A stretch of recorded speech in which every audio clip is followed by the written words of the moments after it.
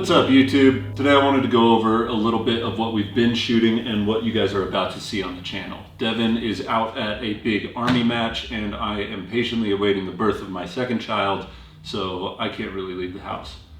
I guess I'm at my shop, but you get the point. Anyways, I wanted to go over this 6R. Starting at the front, we've got the Sandman K. It is arguably the worst can that I own. It really doesn't do too much for sound suppression. It does okay for flash suppression. Granted, I've not shot this gun with this can at night, so I can't speak specifically about this setup, but if you're going for quiet, the Sandman K is not your can.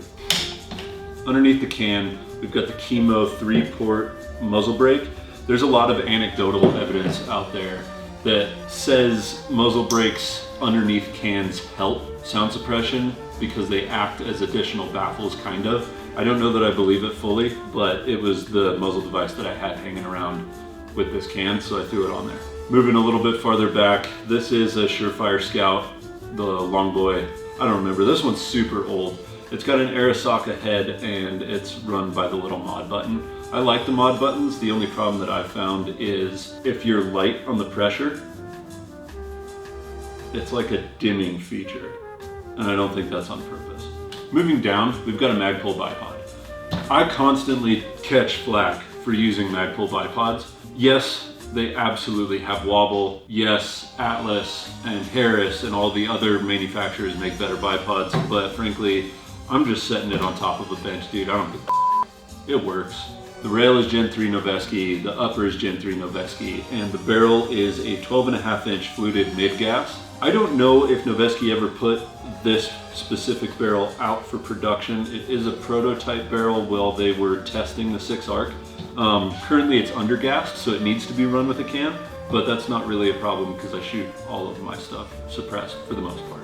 Moving back, we've got a little Arca rail because this mostly gets shot off of a tripod or a bench. 6-arc, I had a really bad experience with on a hog hunt, just not being able to put animals down. Yes, shot placement matters, but it just didn't really have that little bit of like oomph that I was hoping it would for an animal as tough as a pig. If I ever get my shit together and go coyote hunting again, this is going to be the rifle that I take. The RH-25 V2 is a pretty kick-ass little thermal. I haven't really been able to go out and test it a ton. We've been super busy, and zeroing your thermal, figuring out the holds and the conversion back and forth between your day optic and then taking this thing off and back on, it's time consuming and hard to prioritize. The optic I chose for this gun is the Nightforce NX8 1:8, always in mils. Always mils. Never shoot MOA. It's dumb and it's stupid, and anybody telling me wrong is wrong. Anyways, it's on a Nightforce, I can't remember what they call this mount. The Nightforce mount. 154 height with the ball knobber arms, forward mounting RMR 12 o'clock. I don't ever really shoot it with the dot because everything with 6-arc, you're kind of wanting to reach out far.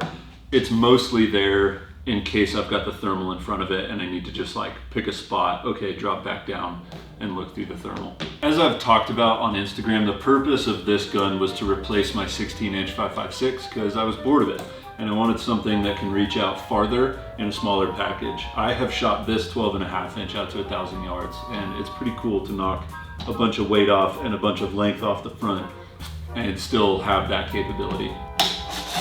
Noveske bolt. Everything on the upper is Noveske, like we talked about before.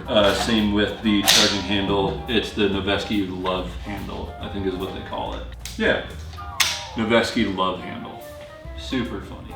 Big fan of that. There's really nothing special about the lower other than it is a one of 4 BCS marked lowers. The trigger that I have in this lower currently is a CMC flat bow.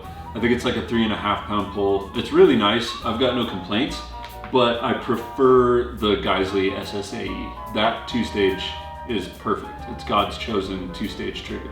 The Magpul 45-degree ambi safety is what I've got in here. I've got one other gun that has one. I don't dislike it, but there are safeties that I like a lot more. One of the main reasons that I don't like doing videos like these is because I am a constant tinkerer. I move stuff around, I play with it, shoot it a little bit, switch it back. Frankly, by the time this video is published, you guys will probably see that these builds have changed. That's the Noveske 6-arc.